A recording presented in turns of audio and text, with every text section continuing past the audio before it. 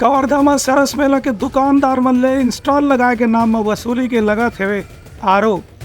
अधिकारी बना ये बात ले मुकरा थी। कबीरधाम जिला में चलने वाला 10 दिवसीय सरस मेला में लगातार दुकान संचालक मन से वसूली की मामला सामने आवत है। दुकान संचालक मन से बात करेगी तो मन बताइन कि स्टॉल के उमला 10 से 15 हजार रुपये देना पड़ा थे।